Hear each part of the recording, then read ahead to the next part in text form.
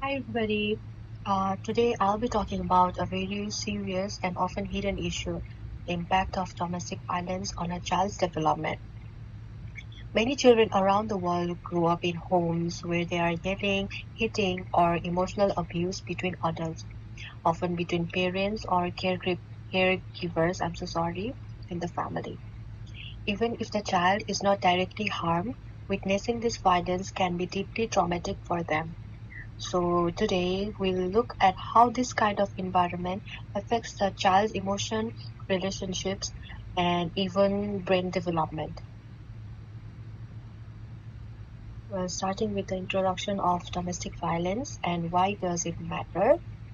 Simply, let me explain it. Domestic violence is any form of abuse that happens in the home. This includes physical abuse like hitting, emotional abuse like constant yelling or manipulation, and even neglect. Studies shows that the children who witness or experience domestic violence are at higher risk of mental health issues, poor school performance, and difficulty in relationships later in life.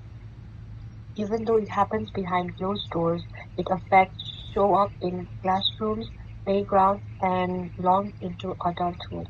This is why it is very important to talk about it.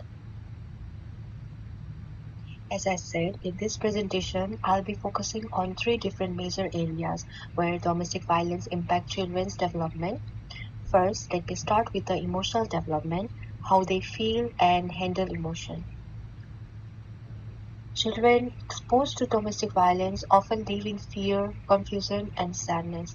They may feel even unsafe in the places that they should be feeling safe, like home or school. According to Holt and colleagues, in 2021, many children exposed to family violence show signs of anxiety, depression, or even post-traumatic stress. They might have nightmares, become easily startled, or overthinking. Young children, especially, may not be able to express their feeling in words, so they show it through behavior. This emotional stress can affect how they see themselves and the world around them. They may grow up feeling unloved, insecure, or even blame themselves for the violence. Let's explore the cognitive development, how children think and learn. Because Key emphasized the importance of social interaction and guidance from adults in the child's learning process.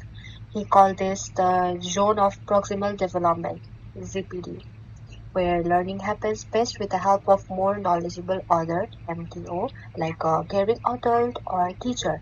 We learn this in the class as well. But in violent households, children often lack at support. Instead, they are focused on survival, not school or learning. This stress can interrupt brain development, especially in the areas related to memory, focus, and problem solving. Evans found that the children from homes with domestic violence often scored lower or academic assessment and had difficulty concentrating in class. Some children even show delays in language and critical thinking skills, especially if the abuse happened during the early years. Okay, now let's see the social development. The children who are exposed to the aggressive or unhealthy interactions at home, they may learn that the violence control is normal in relationship. This can cause problem when they try to make friends or work with peers.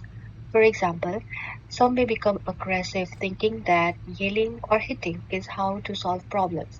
Others may become very quiet or withdrawn, afraid to trust anyone. Okay, in conclusion, I would like to say that the domestic violence affect how a child feels, relates, and learns. The early support and safe family environment are key to healing or healthy development in a child. Teachers, parents, and professionals need to work together to create safe, supportive environment for all children, especially those who may be experiencing violence at homes. And finally, I have the references for my presentation. I have cited it from Crane, Evans, and Holt. So, yeah, thank you so much. And thank you so much, Professor, for giving this opportunity to everybody to explore what we learn through the lectures. And thank you.